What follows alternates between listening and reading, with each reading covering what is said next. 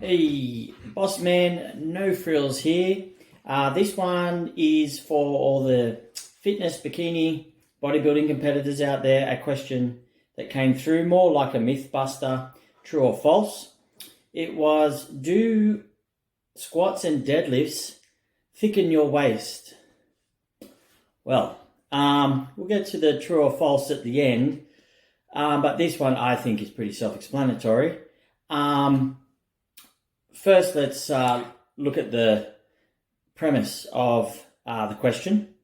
When we say thicken your waist, of course, a bigger girth, just widening the waist somehow, magically, through these big compound movements, I assume in this context done fairly heavily. So let's break it down. The first one is physiology. So around your girth, of course, you've got your abdominal muscles, obliques, rectus abdominis, transverse abdominis, and those are sheet muscles. They don't really hypertrophy that much. They can thicken a tiny bit, of course, very important function, but a tiny bit. And so if the argument is that deads and squats thicken your waist, it can't really come from the hypertrophy of those muscles to any great extent.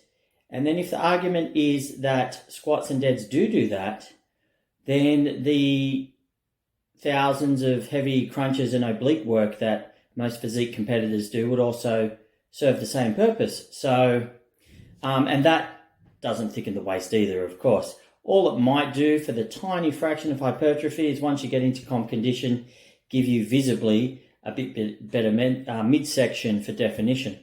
The only other thing that could widen the girth a little, possibly, a little bit thicker erector muscles in the lower back might increase the girth by 0.5 centimetre, but not visually for a round. Just literally, when you turn around, you just have some slightly more well-developed erectors.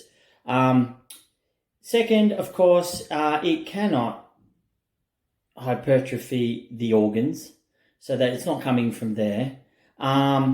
There's no other structure that, by doing heavy squats and deads, can thicken the waist. I think where this myth may have come from, possibly, is people look at power lifters that have thick midsections and deduce it comes from that, except they're not lean. Most of them hold either a healthy body fat level in the weight divisions up to overweight and the super heavies.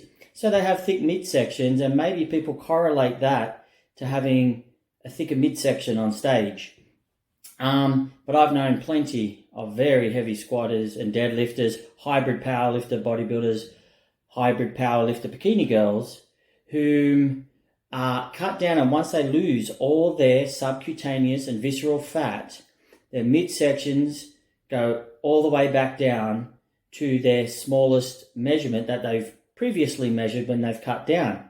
And clinically, just applying it to thousands of people, as most would know, I'm a big advocate for the big main lifts for all athletes for many reasons. That's a different topic.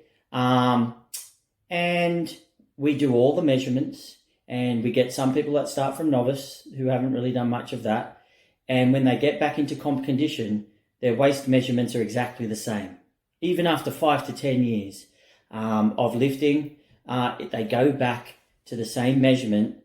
So there you go, it's busted. Squats and deadlifts do not make your waist thicker. Now, this can't be confused with, can you build a really quality stage physique in any category without squats and deads? 100%, of course you can. Again, you'd have to look at the context of the person and ask, why aren't you doing it? And there are reasons sometimes, completely fine. And you can build super high quality physiques with no squatting and no deadlifting. Can completely agree with that if you want to go down that avenue. But categorically, it does not thicken waists. Another example I can even give of myself, did 25 odd bodybuilding competitions back in the day. and my smallest waist measurement was 72 centimeters. I then did a decade of elite powerlifting at the world level. It's probably as hardcore as you could go at that style of training. And then 10 years later, I got the bug and I cut down again. And I was about 3 to 4 kilos stage heavier for it, so that was great. And my waist went back to 72 centimeters, as small as it ever was. There's no physiological reason. There's no magical reason. They just categorically do not thicken your waist. So if you want to include them into your program, and you're a bodybuilder or a bikini girl fitness, you can do it safely without worrying that it's going to thicken your waistline on stage. The only thing that thickens a waistline on stage, 2 things: too much body fat, or genetically you just have a thick waist and a wide pelvis. And then you just learn, of course, to do the angles and pose around it. But this one has actually been bopping around. I've been on the scene for 25 years. And 25 years ago, I was back at uni, and even back then it made no sense. And now, after 25 years of application and seeing it in all sorts of people and divisions, no, it's a myth, it's busted. Do not worry about it thickening your waist. If you exclude them for other reasons, that's fine. And yeah, you can build your physique without them.